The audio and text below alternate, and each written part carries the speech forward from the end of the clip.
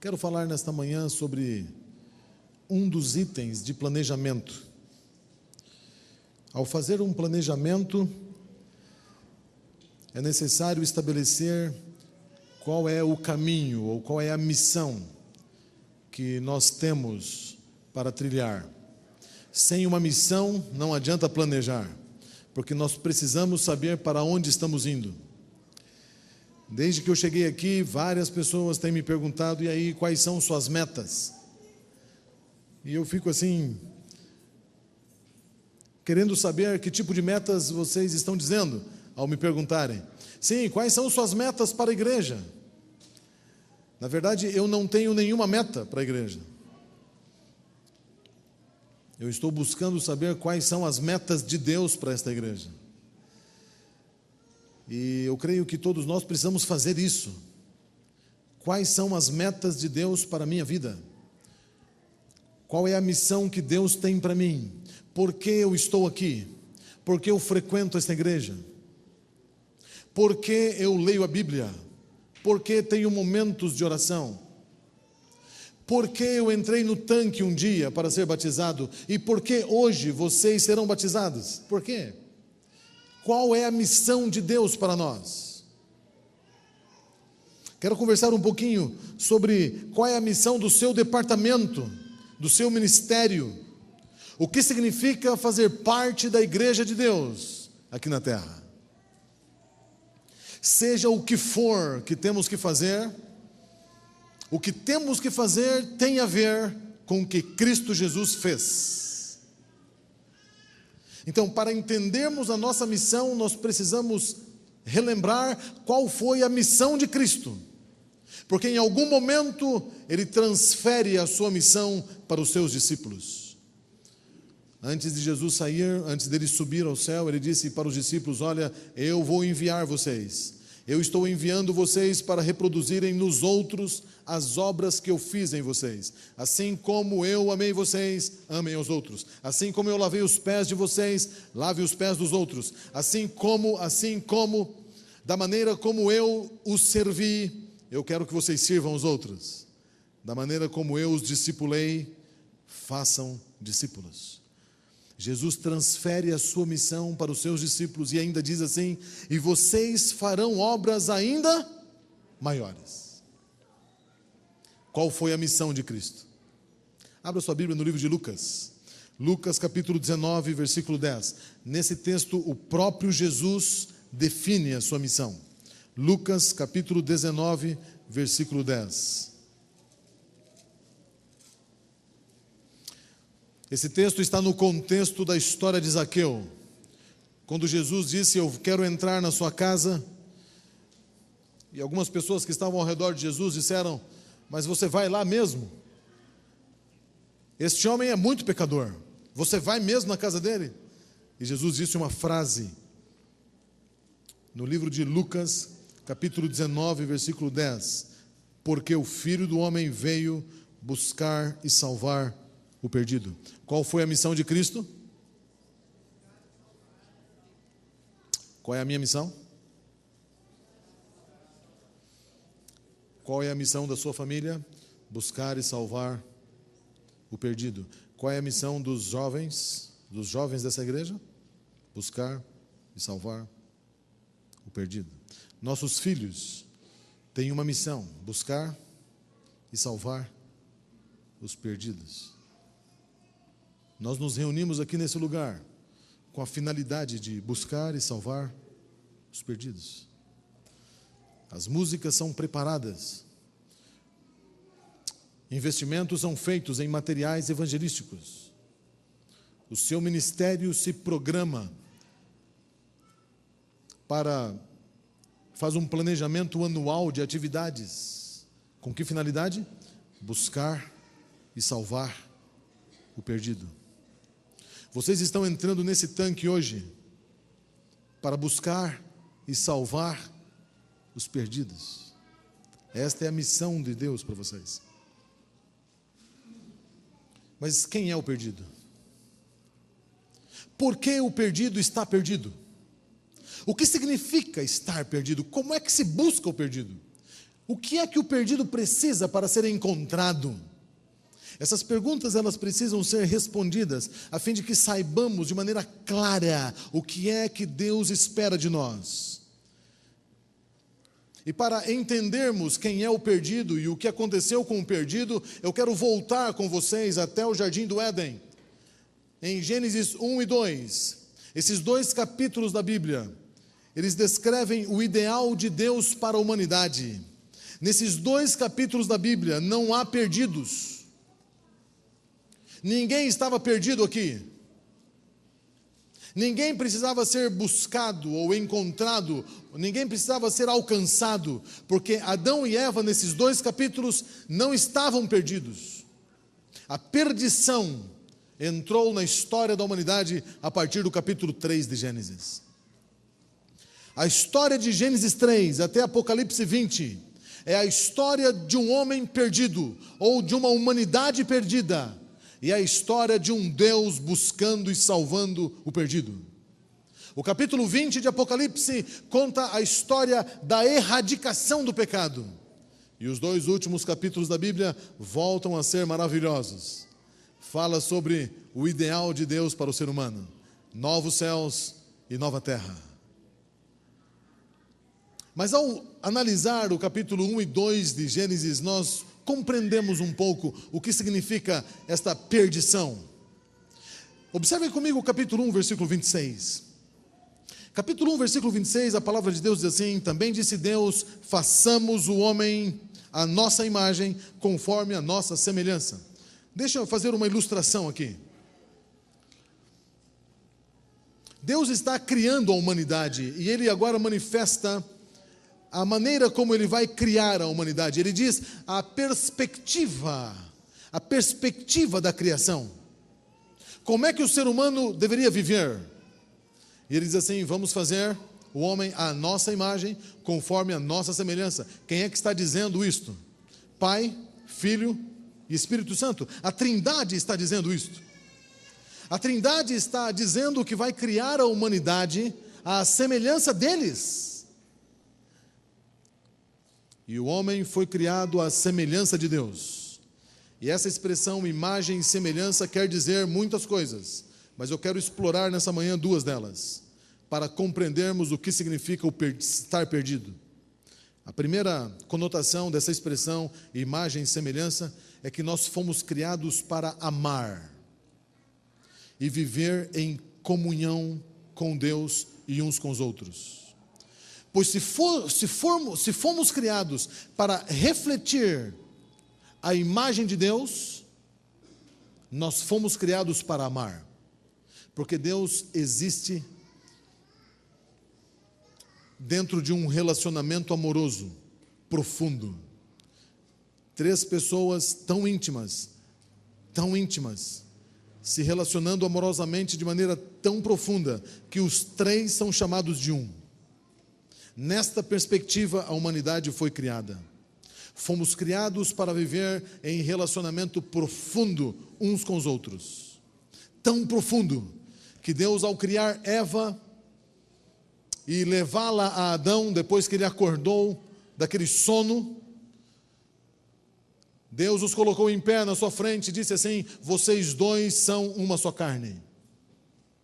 Mas Adão e Eva não estavam apenas representando um casal dentro de um relacionamento matrimonial. Adão e Eva estavam representando toda a humanidade. E quando Deus diz, vocês são uma só carne, Ele está dizendo que a humanidade foi criada para ser uma.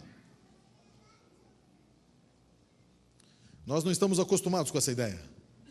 Nós até aceitamos a ideia de um marido e mulher serem uma só carne, mas é meio estranho para nós nos considerarmos irmãos, pessoas de outra família, uma só carne, mas é isso que Deus está dizendo. Quando o pecado entrou e o ser humano perdeu a imagem e semelhança de Deus, Jesus Cristo colocou em ação o seu plano para buscar e salvar o perdido. E quando Cristo veio morrer na cruz do Calvário, na madrugada da sua morte, Ele fez uma oração: ao Pai, chamada oração sacerdotal, registrada em João capítulo 17. E nesta oração, Jesus Cristo diz ao Pai: Pai, aqui estão aqueles que o Senhor me deu. Eu quero que eles sejam um, como nós somos um. Em outras palavras, eu vou dar a minha vida por eles, para resgatar neles a nossa imagem e semelhança. E eu quero que eles sejam um. Eles deixaram de ser um no Jardim do Éden. Cada um começou a cuidar da sua própria vida.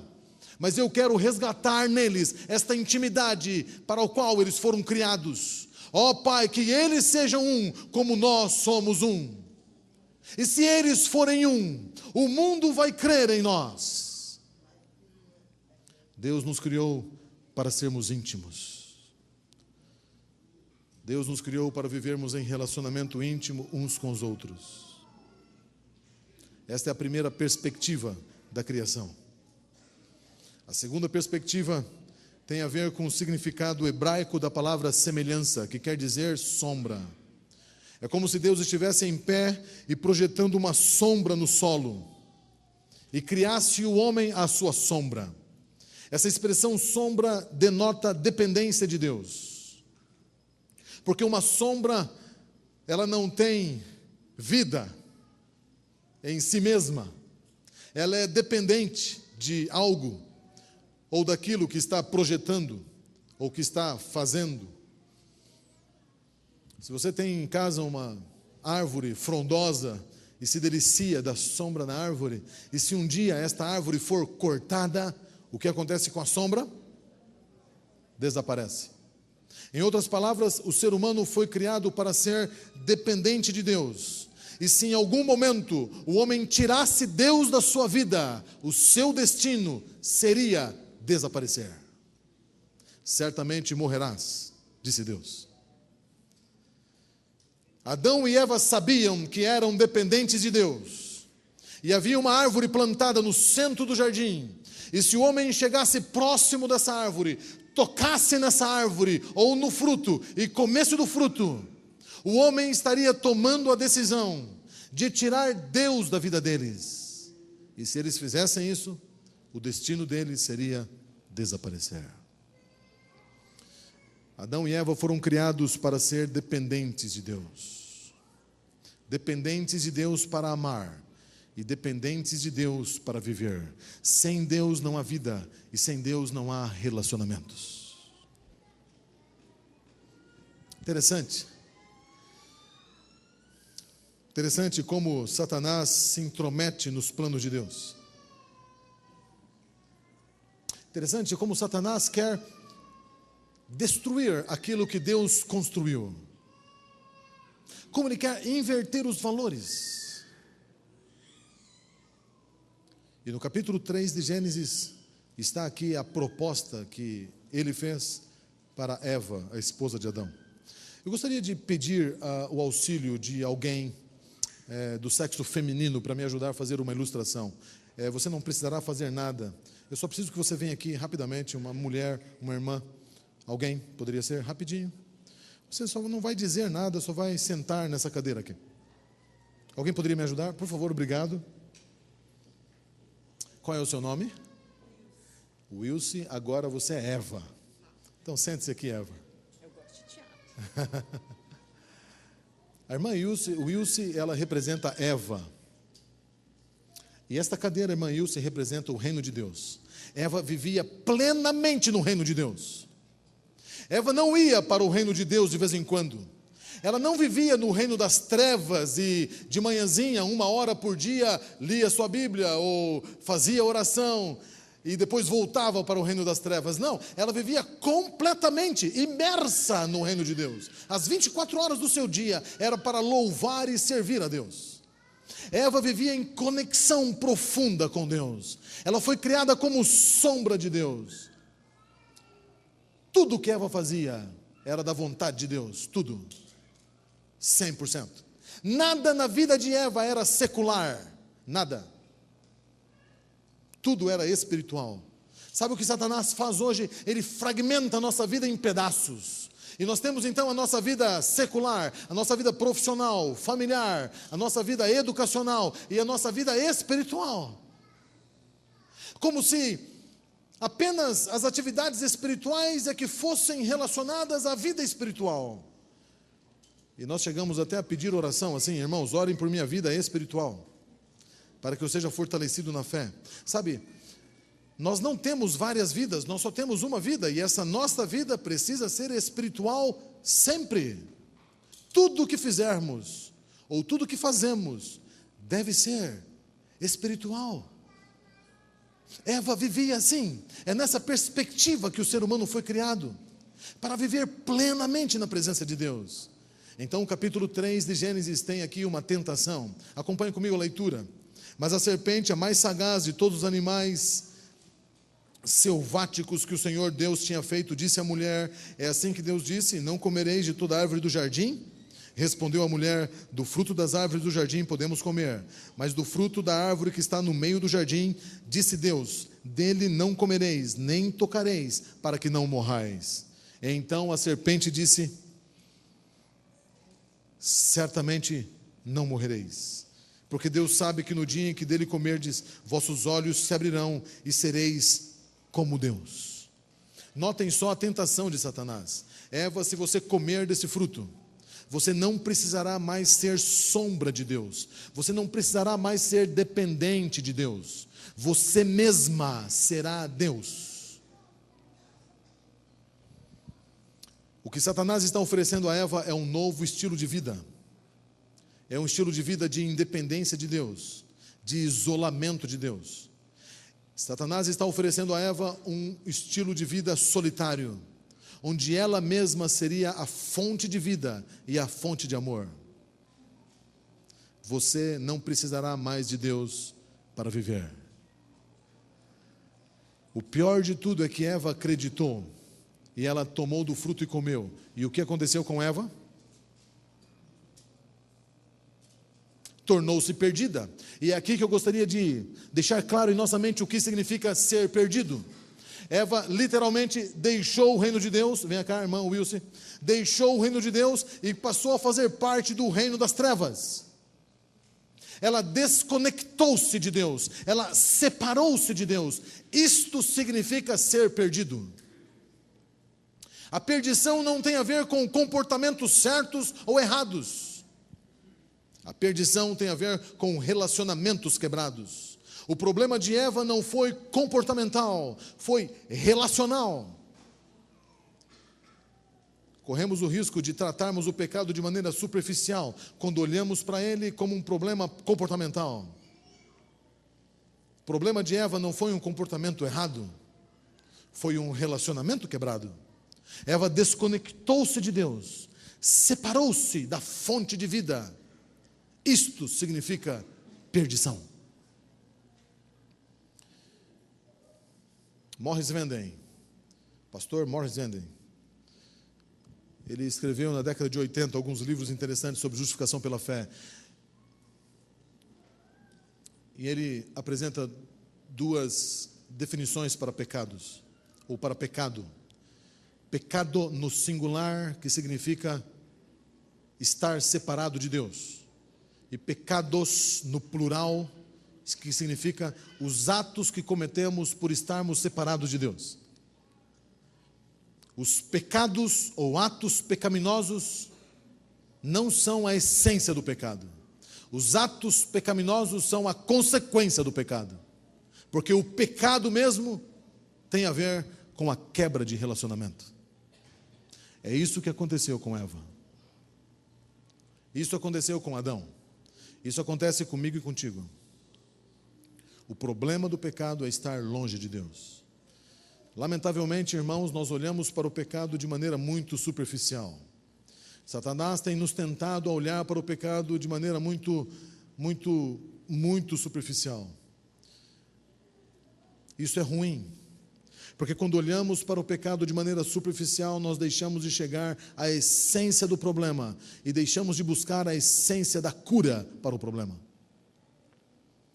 Maiormente olhamos para uma pessoa pelos atos pecaminosos que ela pratica. Se você conhece uma prostituta e você é enviado para buscar e salvar uma prostituta, a sua missão não é tirar a prostituta da prostituição, porque o problema dela não é a prostituição. Assim como o problema de um fumante não é um cigarro, assim como o problema de um alcoólatra não é a bebida alcoólica, assim como o problema de um idólatra não são os ídolos.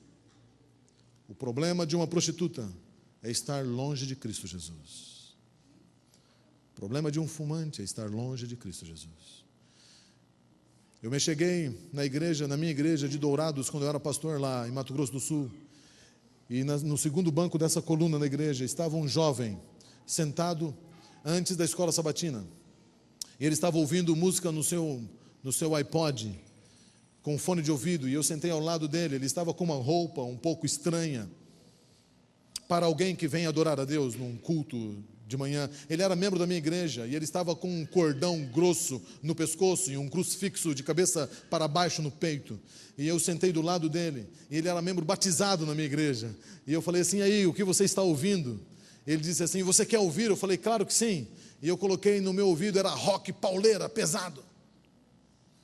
E eu falei assim: você tem certeza que essa música vai te ajudar a adorar a Deus e contemplá-lo na beleza da sua santidade? Ele disse: claro que não, pastor. Você está louco? Você nem imagina a minha vida está uma desgraça. E eu falei assim: posso ir na sua casa essa semana? Ele falou: pode. E eu fui à casa dele aquela semana. Seja um pouquinho só paciente comigo, você já vai sair daí. Eu fui à casa dele aquela semana, e quando eu entrei na casa dele, no quarto dele, o quarto dele estava cheio de posters, mulheres nuas, cheios de posters de caveiras, essas capas de filmes de terror. Havia um televisor cheio de adesivos estranhos e uma coleção de filmes piratas. E eu disse assim para ele: você gosta de filme, não? Ele falou: sim, eu gosto. Eu falei: eu também gosto. Deixa eu dar uma olhadinha aí, que filmes você tem? Só haviam filmes de terror, magia e pornografia. E eu falei assim: onde é que está a sua Bíblia? Ele falou: Bíblia? Eu não sei. Eu falei: vamos procurar? Ele falou: vamos. Começamos a procurar a Bíblia dele.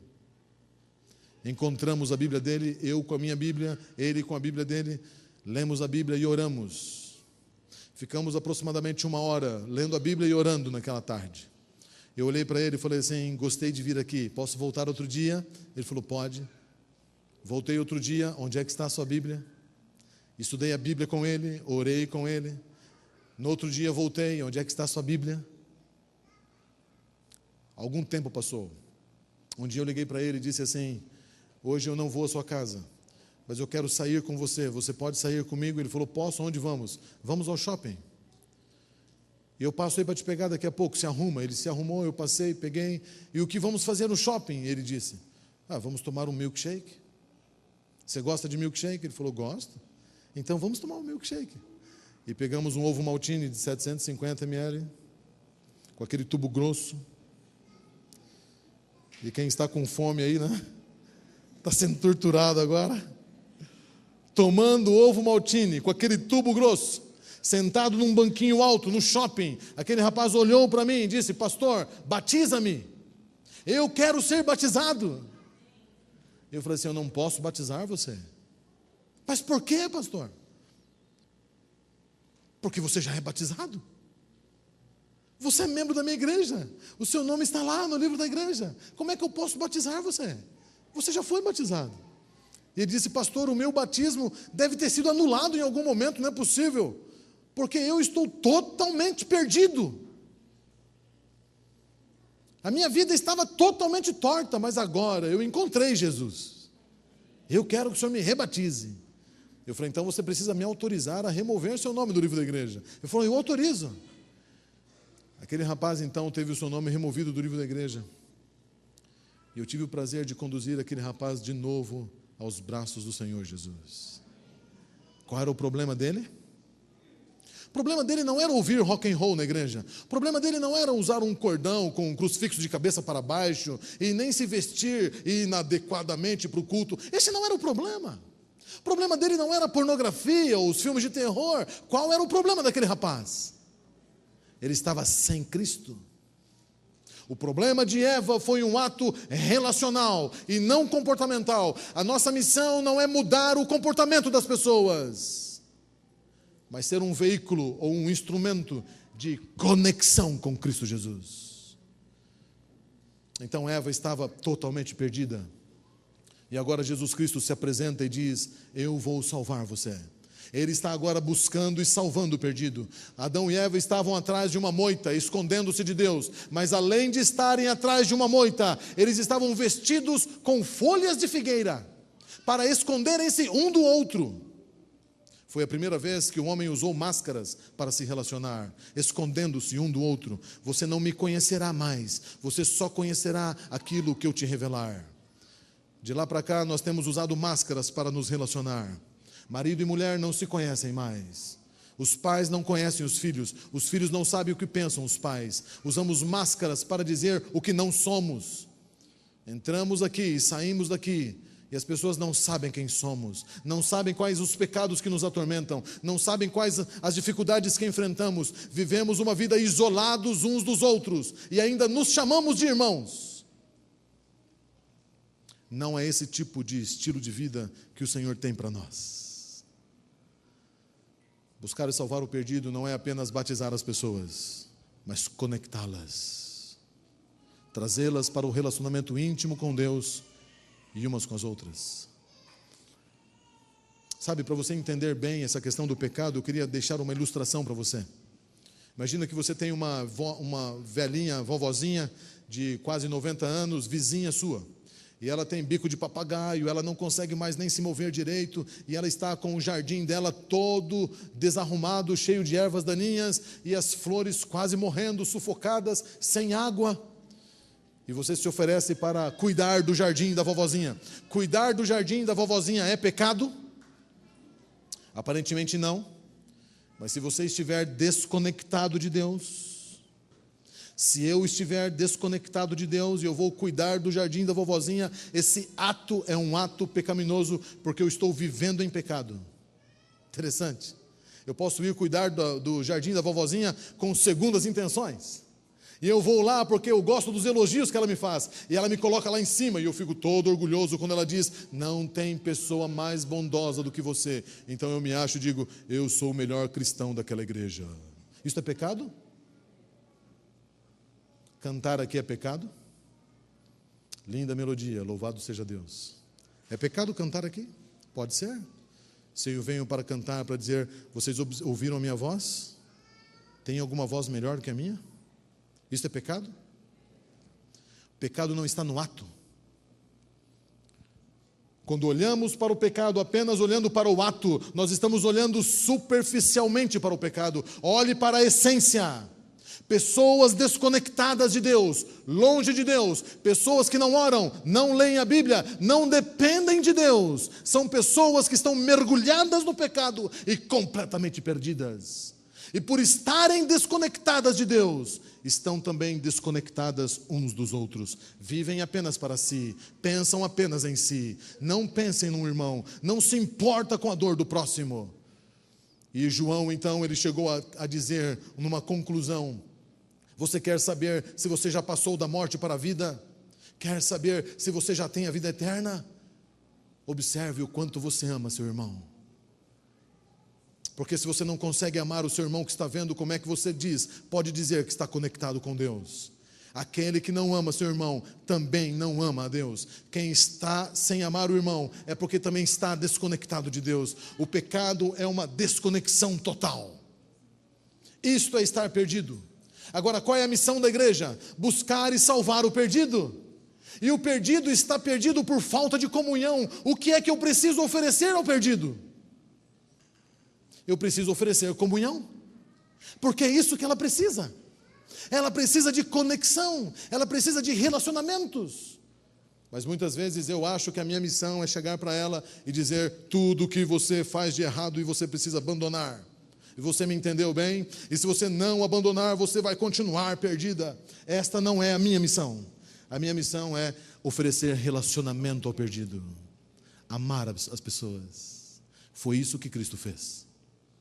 E eu quero ler alguns textos para que você saia daí. E o primeiro texto está em 2 Coríntios capítulo 5. São os dois últimos textos que eu quero ler. 2 Coríntios capítulo 5. Versículos 17 em diante. 17 a 20. O versículo 17 diz assim: e assim, se alguém está em Cristo, Então, irmã, por favor, venha para cá. Se alguém está em Cristo, o que diz a Bíblia? Nova criatura é. E as coisas velhas passaram, e eis que tudo se fez novo. Amém? Isto aqui é salvação. Aquele que está em Cristo, nova criatura é. Eis que as coisas velhas passaram e tudo se fez novo. Versículo 18: ora, isto não provém de vós, tudo provém de Deus, que nos reconciliou consigo mesmo por meio de Cristo Jesus. A obra de Cristo na cruz do Calvário foi uma obra de reconciliação, uma obra de aproximação, reatar os relacionamentos quebrados. Cristo nos reconciliou, só que tem mais uma questão: Ele nos deu um ministério. Que ministério é esse? Ministério da reconciliação. Você está reconciliada, e agora Deus te deu um ministério, o ministério da reconciliação. E eu quero chamar você para vir cá. Vem aqui, por favor. Você já está com a roupa, a beca batismal. Vanessa. Prazer, Vanessa. Senta lá, Vanessa. A Vanessa está perdida. É só uma ilustração, Vanessa. Você é casada ou solteira? Ela é solteira, e eu vou aqui tecer uma descrição hipotética a respeito dela. Ela está perdida, afundada nas drogas. Ela está perdida e ela é orgulhosa, vaidosa. Ela se acha a mulher mais bonita do setor Pedro Ludovico, ou setor Coimbra. E ela vai além. Ela se acha superior às outras mulheres, porque ela é alta e ela tem um porte de modelo. Então você está mergulhada no pecado e ela está perdida. Mas qual é o problema dela? O problema dela é o orgulho? O problema dela são as drogas? Qual é o problema dela? Ela está afastada de Cristo, relacionamento quebrado, ela está sem reconciliação. Só que a irmã recebeu um ministério, ela foi reconciliada, e agora ela recebeu um ministério da reconciliação. Ela é enviada até a Vanessa para viver em reconciliação com ela, oferecer amor a ela, oferecer Jesus Cristo a ela. Jesus Cristo habita no coração da irmã, e agora esse Jesus está próximo dela, porque Jesus está dentro do coração da irmã, e ela agora vive a reconciliação, para que ela compreenda o que Cristo fez por ela. Você não é enviada para fazer sermões a ela, é enviada para testemunhar do que Cristo fez por você. Ela já viveu aqui, ela já esteve perdida, ela sabe o que significa isso. E agora então, reconciliada, é um instrumento nas mãos de Deus para reconciliar você. Vocês vão viver relacionamentos amorosos profundos, e você conhece agora o Cristo vivo que habita nela. E você passa a ser uma nova criatura em Cristo Jesus. Hoje é o seu batismo, Vanessa. Você está em Cristo. Pode sentar aí. Você está em Cristo Jesus. E as coisas velhas passaram. E eis que tudo se fez novo. Só que você também recebe um ministério. E esse ministério é o ministério da reconciliação. Você é enviada para se relacionar com outros perdidos que você conhece, para demonstrar o Cristo vivo que habita em você. Eu gostaria de convidar você para vir aqui e sentar naquela cadeira lá. E eu quero agora abrir a Bíblia com vocês no último texto que quero ler, que está em Efésios capítulo 2. No versículo 11 em diante diz assim: portanto, lembrai-vos de que outrora éreis gentios na carne. Essa expressão gentil na carne significa alguém que está afastado de Deus, alguém que está longe do plano de Deus na vida dele. Carne, vida carnal, em contraste à vida espiritual. No versículo 12, naquele tempo, estáveis sem Cristo. Esta aqui é uma descrição de quem está perdido. Qual é o problema dele? Qual é o seu nome? Henrique. Qual é o problema do Henrique? Ele está aqui na cadeira da perdição. Qual é o problema dele? O problema dele não são atos pecaminosos. O problema dele é porque ele está sem Cristo, separado da comunidade.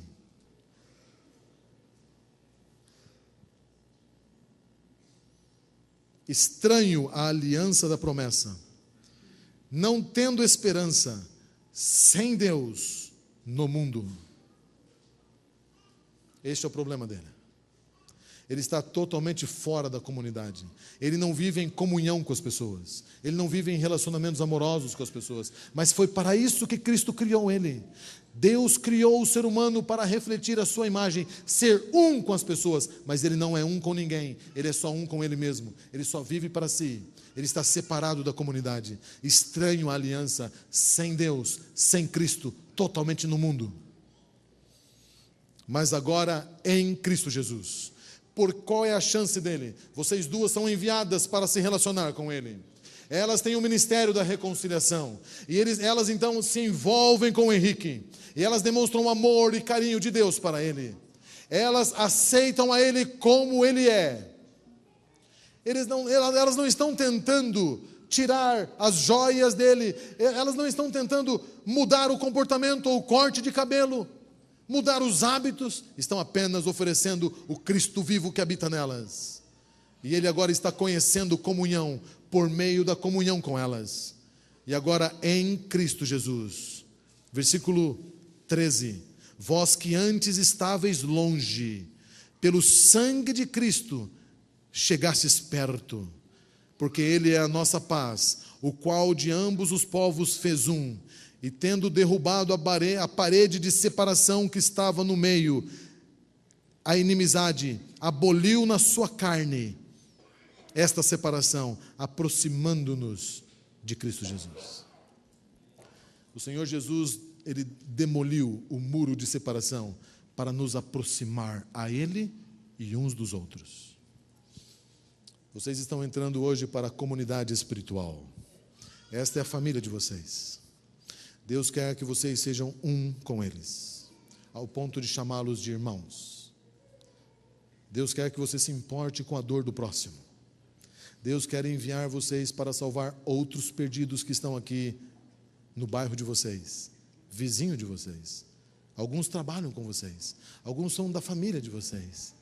E Deus está enviando vocês para viver em reconciliação com eles, a fim de que eles conheçam o Cristo vivo que habita em vocês.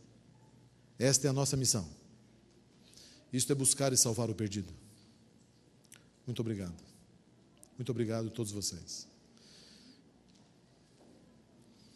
Havia um soldado que foi ferido em guerra e ele foi para o hospital militar. E quando ele chegou no hospital militar, ele tentava encontrar alguém para atendê-lo, mas não encontrou. Na porta de entrada do hotel, do hospital, não havia ninguém. Havia apenas uma mesa com flores, muito bem ornamentado aquela sala, com quadros na parede, bem pintado, bem organizado, mas ninguém para atendê-lo. E ele olhou e viu duas portas. Na primeira porta dizia assim, para oficiais do exército. E na segunda porta dizia para soldados do exército. Como ele era soldado, ele entrou pela segunda porta, pensando em encontrar alguém, mas não viu ninguém. Ele viu apenas um grande corredor, bem iluminado, bem ornamentado, tudo limpo e no seu lugar. E quando ele chegou no final do corredor, pensando em encontrar alguém, ele viu duas portas. E na primeira porta dizia assim, para ferimentos leves. E na segunda porta dizia, para ferimentos graves. Ferimentos eram leves, ele entrou pela primeira porta. E quando ele abriu a porta, ele viu um grande corredor. Tudo no lugar, tudo organizado. E quando ele chegou no final do corredor, ele viu duas portas. E na primeira porta dizia, para os membros do partido. E na segunda porta dizia, para os não membros do partido. E ele entrou pela segunda porta, porque ele não fazia parte do partido. E quando ele percebeu, ele estava na rua. E ele tentou abrir a porta e a porta não abria por fora. E ele voltou para a sua unidade e os colegas disseram, você está igual, os ferimentos continuam, você não foi bem atendido, ninguém fez nada por você, você foi mesmo ao hospital? E ele disse, sim, eu fui ao hospital. As pessoas não fizeram nada por mim, ninguém me atendeu, ninguém nem soube da minha dor. Mas uma coisa eu descobri: eles são extremamente organizados. Se nós não vivermos em amor, nós corremos o risco de nos tornarmos uma igreja muito bem organizada, mas que nada pode fazer pelas pessoas que estão sangrando a dor do pecado, perdidas longe de Deus. Eu gostaria de chamar vocês dois aqui, Henrique e Vanessa. Nós vamos fazer uma oração por vocês. Mas a presença desses dois irmãos aqui é um apelo para mim e para você. Há muitas pessoas que estavam como eles estavam, perdidos longe de Cristo, e que precisam encontrar Jesus. Hoje há apenas 2 batismos, mas poderia ser centenas de batismos. Se todos nós buscarmos e salvarmos o perdido, Jesus Cristo vai alcançar mais pessoas do que tem alcançado. O batismo deles é um apelo para mim e para você. Às vezes eu fico pensando, por que não buscamos e salvamos o perdido? A conclusão que chego é que porque muitas vezes eu que preciso ir buscar e salvar o perdido também estou perdido. Também estou longe de Deus. Também estou sem ter uma vida de entrega ao Senhor. Porque todos aqueles que vivem reconciliação são enviados para reconciliar com outros. Este apelo não é para eles, é para você. Depois do batismo, o pastor vai fazer um outro apelo, mas esse apelo é para todos aqueles que já foram batizados, todos aqueles que já sentaram no reino de Deus. Deus tem uma missão para você. Deus quer enviar você para se conectar com as pessoas, para amá-las e cuidá-las, a fim de que elas conheçam o Cristo vivo que habita em você. Será que há alguém aqui que gostaria de dizer: Senhor, eu preciso renovar a minha reconciliação contigo. Eu preciso que o Senhor penetre a minha mente, o meu cérebro, e me ajude a entender a missão para a qual o Senhor me chamou. Porque eu estou vivendo apenas para mim mesmo.